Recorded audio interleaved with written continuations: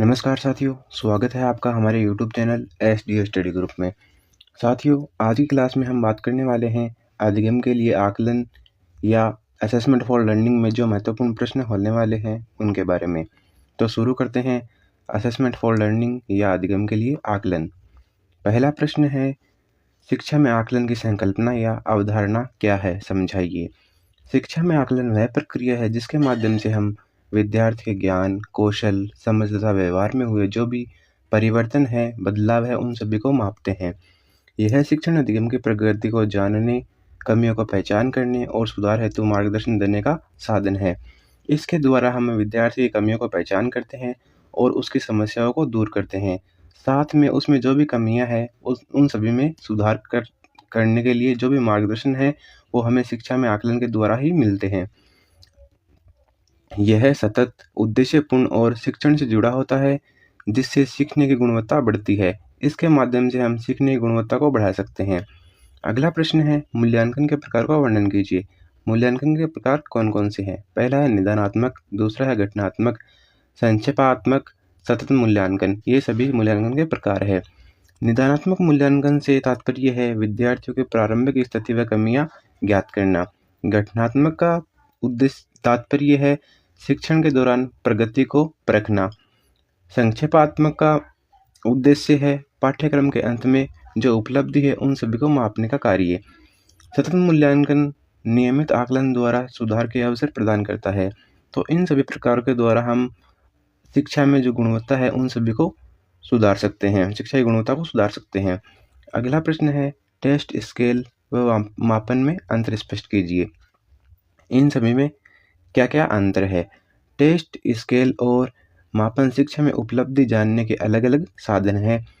Test प्रश्नों या कार्यों का समूह होता है जिससे विद्यार्थी के ज्ञान या कौशल की जांच की जाती है। स्केल एक प्रकार का मानक क्रम या स्तर होता है जिसके आधार पर हम प्रतिक्रिया या गुण को अंकित करते हैं, जैसे कि रेटिंग स्केल, किसी भी विषय वस्तु को रेटिंग देना। मापन वह व्यापक प्रक्रिया है जिसमें टेस्ट, स्केल के माध्यम से प्राप्त परिणामों को संख्यात्मक रूप में व्यक्त किया जाता है, यानी कि उसका चार्ट या ग्राफ या फिर आरेख के रूप में उसको व्यक्त किया जाता है। अतः टेस्ट साधन है, स्केल मानक है और मापन परिणाम व्यक्त करने की प्रक्रिया है। तो इस प्रकार ये तीनों आपस में संबंधित है। अगला प्रश्न है, शिक्षा में मूल्यांकन की आवश्यकता क्यों है या फिर मूल्यांकन का शिक्षण में महत्व क्या है?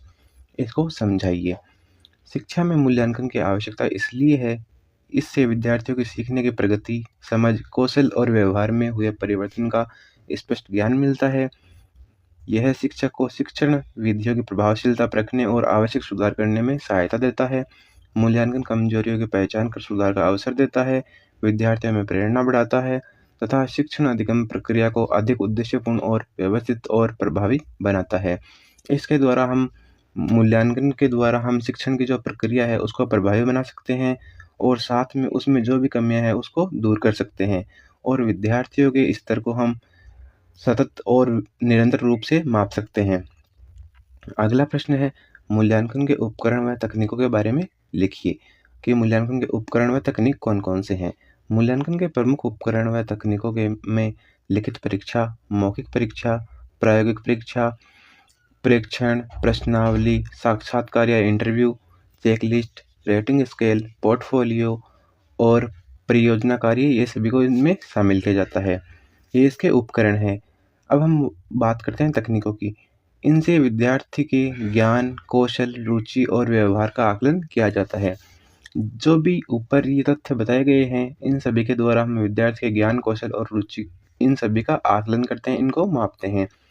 विविध तकनीकों के उपयोग से मूल्यांकन अधिक विश्वसनीय, वस्तुनिष्ठ और समग्र बनता है।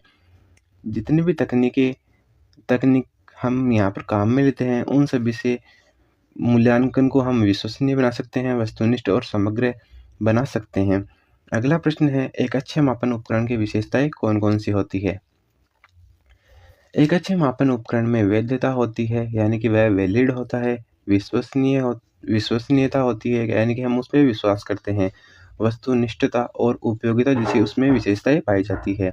वह स्पष्ट होता है, सरल होता है और उद्देश्य के अनुरूप होता है।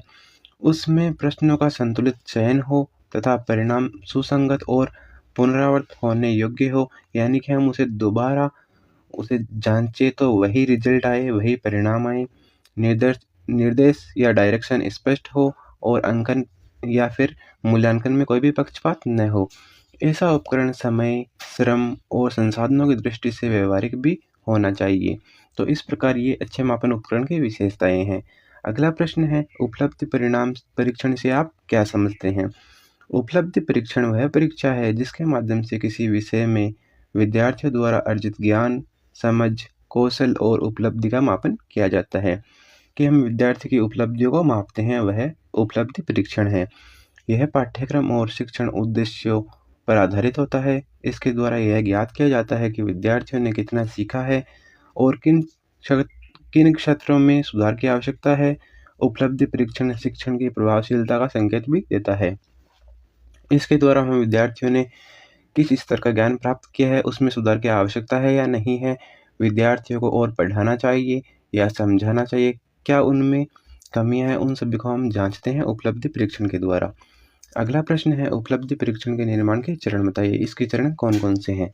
उपलब्धि परीक्षण के निर्माण में पहले उद्देश्यों का निर्धारण किया जाता है, फिर विषय वस्तु का चयन किया जाता है, उसके बाद प्रश्नों की रूपरेखा बनाई जाती है। ये सभी इसके चरण हैं जो आपको स्टेप वाइज आपको एग्जाम में लिखने हैं। उपयुक्त प्रश्नों का निर्माण कर प्रारूप तैयार किया जाता है। इसके बाद परीक्षण का प्रायोगिक प्रयोग किया जाता है, जो प्रैक्टिकल किया जाता है वो अंत में किया जाता है। इसके बाद परिणामों का विश्लेषण कर जो भी त्रुटियां है, जो भी गलती है, उन सभी को सुधारा जाता है और अंत में मानकीकरण करके इसको अंतिम रूप दे दिया जाता है और एक लिस्ट तैयार कर ली जाती है। तो ये इसके चरण हैं। अगला प्रश्न है, परीक्षण वस्तु या टेस्ट आइटम के प्रकार कौन कौन से हैं? परीक्षण वस्तु या टेस्ट आइटम के प्रकार, पहला है वस्तुनिष्ठ, अगला है लघु उत्तरीय और दीर्घ उत्तरीय। ये इसके प्रकार है। वस्तुनिष्ठ में बहुविकल्पी, सत्य असत्य आधारित, मिलान, रिक्त स्थान पूर्ति, ये सभी इसमें सम्मिलित किए जाते हैं, जिनका अंकन सरल व निष्पक्ष होता है। इसमें किसी प्रकार का पक्षपात नहीं होता है और यह सरल माध्यम है। लघु उत्तरीय में संक्षिप्त उत्तर अपेक्षित होता है। दीर्घ उत्तरीय में व्याख्यात्मक उत्तर देकर विचार, समझ और अभिव्यक्ति का आकलन किया जाता है। तो ये सभी इसके प्रकार है। अगला प्रश्न है, वर्तमान शिक्षा प्रणाली के दोष कौन कौन से हैं? वर्तमान शिक्षा प्रणाली में कई दोष दिखाई देते हैं। यह अधिकतर रटने पर आधारित होता है कि रटंत विधि पर आधारित है, जिससे रचनात्मकता और चिंतन क्षमता कम विकसित होती है। परीक्षा केंद्रित दृष्टिकोण के कारण समग्र विकास बाधित होता है। व्यावहारिक ज्ञान और कौशल पर पर्याप्त ध्यान नहीं दिया जाता। पाठ्यक्रम का बोझ अधिक है और व्यक्तिगत भिन्नताओं की उपेक्षा होती है। शिक्षक छात्र अनुपात, संसाधनों की कमी और मूल्यांकन की सीमाएं भी इसमें प्रमुख समस्याएं बनी हुई हैं। कि जो वर्तमान शिक्षा प्रणाली है उसमें कौन कौन सी कमियां हैं, कौन कौन से दोष है। उसमें हम देखते हैं कि जो वर्तमान शिक्षा प्रणाली है वह रटंत्र विधि पर आधारित है। इसमें यह जो ज्ञान हमें प्राप्त होता है वह सिर्फ किताबों तक सीमित रहता है, वह हमारे व्यावहारिक जीवन में काम नहीं आता, जिससे बेरोजगारी की समस्या बनी हुई है। और आजकल जो समस्याएं हैं उनमें शिक्षक छात्र का अनुपात भी सही नहीं है और जो भी शिक्षण सामग्री की कमी है, संसाधन है, उन सभी की इसमें कमियां दिख गई है, जिससे हम शिक्षा की गुणवत्ता में सुधार नहीं देख पा रहे हैं और साथ में जो मूल्यांकन है वह भी सीमित होकर रह गया है। अगला प्रश्न है, उपचारात्मक कार्यक्रम की तैयारी पर टिप्पणी लिखिए। उपचारात्मक कार्यक्रम क्या है? उपचारात्मक कार्यक्रम की तैयारी विद्यार्थियों के सीखने में आई कमियों को दूर करने के उद्देश्य से की जाती है। कि विद्यार्थी जब सीखते हैं तो उनमें कौन कौन सी कमियां आई हैं, कौन कौन सी त्रुटियां रह गई है, उन सभी को सुधारने के लिए उपचारात्मक कार्यक्रम की शुरुआत की गई। पहले निदानात्मक मूल्यांकन द्वारा कमजोर क्षेत्रों की पहचान की जाती है। फिर स्तरानुसार लक्ष्य निर्धारित कर उपयुक्त शिक्षण सामग्री, सरल विधियां और अभ्यास गतिविधियां चुनी जाती है। कि सबसे पहले जाना जाता है कि विद्यार्थी में कहाँ पर कमियां रही है, कहाँ पर उसमें त्रुटियां रही है। उसके बाद उसका लक्ष्य निर्धारित किया जाता है कि हमें इस विद्यार्थी को इतना ज्ञान प्रदान करना है और अंततः सरल विधियों और अभ्यास गतिविधियों के द्वारा उसकी समस्याओं का समाधान किया जाता है। नियमित प्रगति जांच, पुनर्बलन और व्यक्तिगत मार्गदर्शन शामिल किया जाता है ताकि विद्यार्थी धीरे धीरे आवश्यक कौशल व समझ को विकसित कर सके। तो इस प्रकार उपचारात्मक कार्यक्रम के द्वारा हम शिक्षा की गुणवत्ता व विद्यार्थियों की शिक्षा स्तर को सुधार कर सकते हैं। अगला प्रश्न है, शिक्षा में आकलन के वर्तमान रुझान या ट्रेंड क्या है? जो आजकल ट्रेंड चल रहा है सेमेस्टर प्रणाली का, ग्रेडिंग प्रणाली का, सीबीसीएस प्रणाली का, इन सभी का जो भी ट्रेंड है वो वर्तमान में क्या है? वर्तमान में शिक्षा आकलन के रुझान। शिक्षा में आकलन के वर्तमान रुझानों में निरंतर और समग्र मूल्यांकन पर जोर है कि विद्यार्थियों का निरंतर और समग्र मूल्यांकन करते रहे ताकि हम विद्यार्थी की गुणवत्ता और स्तर को परख सके, जांच सके। केवल लिखित परीक्षा के बजाय परियोजना, पोर्टफोलियो, प्रेक्षण और प्रायोगिक गतिविधियों से भी सीखने को परखा जाता है कि केवल लिखित परीक्षा ही न ली जाए, बच्चों के प्रैक्टिकल एग्जाम भी हो। परियोजना विधि का मतलब है प्रोजेक्ट वर्क भी बच्चों को दिया जाए ताकि हम विद्यार्थियों में जो टीम वर्क है उसको पहचान कर सके। डिजिटल उपकरणों द्वारा त्वरित प्रतिक्रिया, अनुकूलित परीक्षण और डेटा आधारित निर्णय लिए जा रहे हैं।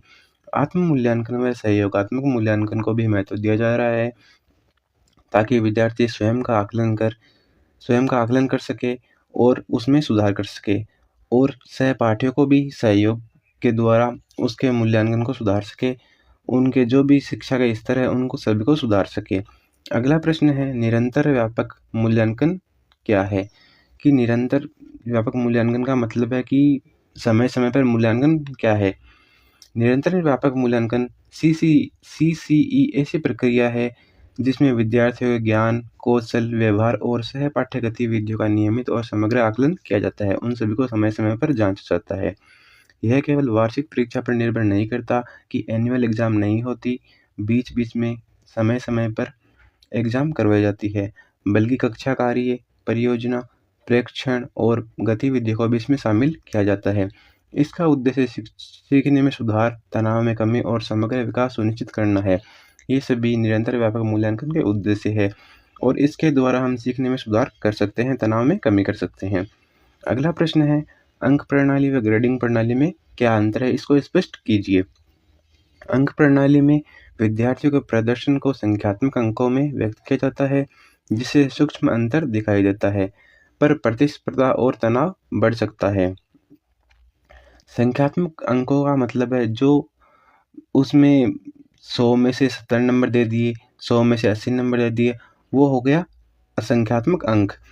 ग्रेडिंग प्रणाली का मतलब है विद्यार्थियों को अंक न देकर उसमें ग्रेडिंग दी जाए कि यदि विद्यार्थी को A ग्रेड मिली है, A+ ग्रेड मिली है, B grade, C grade, D grade, इन सभी ग्रेडों में विद्यार्थी को बांट जाता है ताकि विद्यार्थियों में तनाव की कमी रहे। ग्रेडिंग प्रणाली में प्रदर्शन को श्रेणियों या ग्रेडों जैसे ABC में दर्शाया जाता है जिससे तुलना कम होती है कि तुम्हारे इतने % आए हैं, मेरे इतने प्रतिशत है, मेरे ज़्यादा है, तुम्हारे कम है, ये सभी बच्चों में तुलनात्मक ना हो। समग्र उपलब्धि पर ध्यान देता है कि बच्चों ने इतनी ग्रेडें प्राप्त की है, इतने बच्चों ने A ग्रेड प्राप्त की है, 25% बच्चों ने B ग्रेड प्राप्त की है। तो इस प्रकार हम उपलब्धि पर इन सभी को नाप सकते हैं। ग्रेडिंग अधिक सरल, तनाव रहित और व्यापक मूल्यांकन को प्रोत्साहित करती है कि ग्रेडिंग के द्वारा बच्चों में तनाव की कमी रहती है और अंक प्रणाली के द्वारा बच्चों में तनाव बढ़ता है, इसीलिए आजकल ग्रेडिंग प्रणाली शुरू कर दी गई है। अगला प्रश्न है, सेमेस्टर प्रणाली व वैकल्पिक आधारित ग्रेडिंग प्रणाली जो CBCS है उसमें अंतर स्पष्ट कीजिए। सेमेस्टर प्रणाली में शैक्षणिक वर्षों को 2 भागों में बांटकर निर्धारित पाठ्यक्रम पढ़ाया जाता है कि जो शैक्षणिक वर्ष है 1 साल को उसमें 6 महीनों में बांट दिया जाता है और प्रत्येक 6 महीने के पश्चात परीक्षा ली जाती है। इसमें विषय चयन की स्वतंत्रता सीमित होती है। वहीं CBCS वैकल्पिक आधारित क्रेडिट प्रणाली में विद्यार्थी अपनी रुचि के अनुसार विषय चुन सकते हैं। वैकल्पिक आधारित क्रेडिट प्रणाली का मतलब है कि विद्यार्थी की जिस विषय में रुचि है, विद्यार्थी उस विषय का चयन कर सकता है और प्रत्येक विषय को क्रेडिट दिए जाते हैं। CBCS लचीला, बहुविषयक और कौशल आधारित सीखने को बढ़ावा देता है, जबकि सेमेस्टर प्रणाली अधिक संरचित और निर्धारित पाठ्यक्रम पर आधारित होती है। जो सेमेस्टर प्रणाली है उसमें हम विषय का चयन आसानी से नहीं कर सकते, परंतु जो सीबीसीएस प्रणाली है उसमें समय समय पर हम परिवर्तन भी कर सकते हैं, विषयों को अपने अनुरूप बदल सकते हैं। अगला प्रश्न है, खुली पुस्तक परीक्षा क्या है, वर्णन कीजिए। खुली पुस्तक परीक्षा में विद्यार्थियों को परीक्षा के दौरान पुस्तकें, नोट्स या संदर्भ सामग्री देखने की अनुमति होती है। यानी कि यदि आपकी एग्ज़ाम चल रही है तो आपको वहाँ पर किताब खोलने, नोट्स से देखकर लिखने और कैलकुलेटर या डिजिटल सामग्री का उपयोग करने, इन सभी की स्वतंत्रता वहाँ पर होती है। इसका उद्देश्य रटने के बजाय समझ, विश्लेषण और अनुप्रयोग क्षमता का आकलन करना है। प्रश्न ऐसे होते हैं जो विचार और तर्क की मांग करते हैं, जिससे वास्तविक सीख का मूल्यांकन हो और व्यक्ति व्यावहारिक उसको उस ज्ञान को व्यवहार में उपयोग ले सके, वह किताबों तक सीमित ना रहे। अगला प्रश्न है, प्रश्न बैंक क्या है, स्पष्ट कीजिए। प्रश्न बैंक प्रश्नों का सुव्यवस्थित संग्रह होता है जिसमें विभिन्न कठिनाई स्तरों, उद्देश्यों के अनुसार प्रश्न संचित होते हैं। जो मॉडल पेपर आता है उसे हम प्रश्न बैंक कह सकते हैं। इसका उपयोग परीक्षण निर्माण में किया जाता है जिससे संतुलित, वैध और विश्वसनीय प्रश्न पत्र तैयार हो सके। प्रश्न बैंक से समय की बचत होती है और मूल्यांकन की गुणवत्ता बेहतर होती है। यदि आपको प्रश्न बैंक की परिभाषा याद करनी है तो आप जो मॉडल पेपर है उसको एक एग्जाम्पल के रूप में सेट करके उसको तैयार कर सकते हैं। अगला प्रश्न है, शैक्षिक मूल्यांकन में सांख्यिकी की भूमिका क्या है। शैक्षिक मूल्यांकन में सांख्यिकी परिणामों के विश्लेषण, व्याख्या और विश्वसनीय निष्कर्ष निकालने में सहायता होती है। इसके माध्यम से औसत, माध्य, मानक विचलन जैसे मान ज्ञात कर विद्यार्थियों की उपलब्धि की तुलना की जा सकती है। सांख्यिकी परीक्षण की वैधता, विश्वसनीयता और प्रश्नों की गुणवत्ता जांचने में भी उपयोगी होता है, जिससे मूल्यांकन अधिक सटीक बनता है। अगला प्रश्न है, केंद्रीय प्रवृत्ति के माप कौन कौन से हैं, वर्णन कीजिए। केंद्रीय प्रवृत्ति के माप सांख्यिकीय मान हैं जो कि किसी आंकड़ा समूह के मध्य या प्रतिनिधि का मान दर्शाते हैं। जो हम माध्यक, बहुलक निकालते हैं वे सभी केंद्रीय प्रवृत्ति के माप है। इसके प्रमुख माप माध्य, माध्यिका और बहुलक है। माध्य सभी मानों का औसत है, माध्यिका मध्य मान है और बहुलक सबसे अधिक बार आने वाला मान है, जो कि हमने 10th क्लास 12th क्लास में भी पढ़ा था। अगला प्रश्न है, परास या श्रेणी क्या है, मूल्यांकन में इसका महत्व बताइए। परास या श्रेणी किसी आंकड़ा समूह में अधिकतम और न्यूनतम मान के अंतर को दर्शाती है। यह प्रसार का सरल माप है जिससे उपलब्धियों में फैलाव का अंदाज मिलता है। मूल्यांकन में परास से विद्यार्थियों के प्रदर्शन के अंतर को समझने, विविधता पहचानने, शिक्षण सुधार की दिशा तय करने, इन सभी में इनमें सहायता मिलती है। तो मूल्यांकन में इसका महत्व यह है कि विद्यार्थियों के प्रदर्शन के अंतर को हम समझ पाते हैं और उनमें जो भी विविधता है, जो भी भिन्नता है, उन सभी को पहचान पाते हैं। अगला प्रश्न है, औसत विचलन क्या है, इसका प्रयोग कैसे किया जाता है। औसत विचलन किसी आंकड़ा समूह के मानों का उनके माध्य या माध्यिका से औसत अंतर दर्शाता है। यह प्रसार का उपयोगी माप है जिससे परिणामों में फैले अंतर का पता चलता है।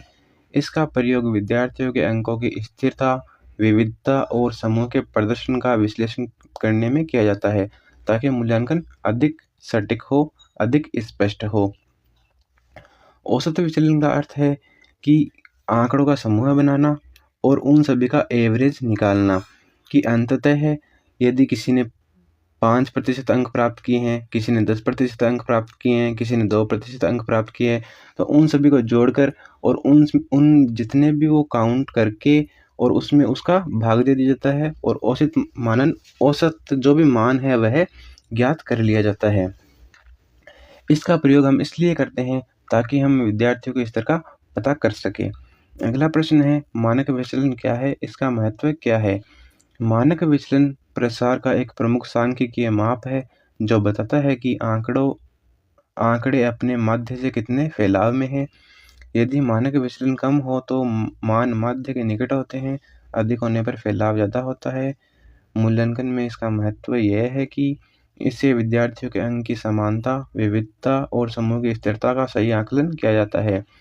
मानक विश्लेषण के द्वारा हम विद्यार्थियों के अंकों की समानता ज्ञात कर सकते हैं, विविधता ज्ञात कर सकते हैं और समूह की स्थिरता का हम उसमें सही आकलन या मापन कर सकते हैं।